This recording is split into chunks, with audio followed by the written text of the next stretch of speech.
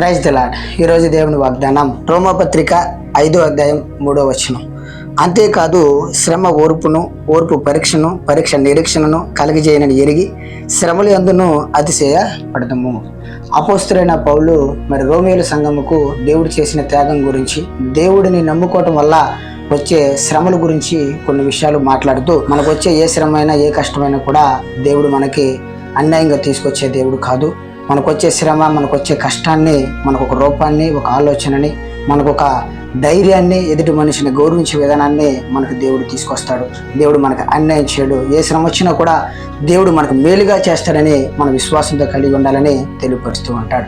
అట్లాగే ఈ భూలోకంలో ఒక తల్లి, ఒక తండ్రి, ఒక నీచమైన కొడుకు ఉంటే వాడు ఎలా అయితే బాగుపడాలని మనం ఆశపడతామో, మరి వాడిని కూడా ప్రేమించాలని మనం ఆశపడతాం. అలాగే దేవుడు మనం ఎంత పాపంలో ఉన్నా, ఎంత నీచంలో ఉన్నా కూడా మనకు దేవుడు అన్యాయం చేయడు. ఏ శ్రమ వచ్చినా కూడా దేవుడు మనకు మేలుగానే చేస్తాడు తప్ప కీడు చేయడని మన విశ్వాసంతో ఉండాలని దేవుడు తెలియపరుస్తున్నాడు. ఆమేన్.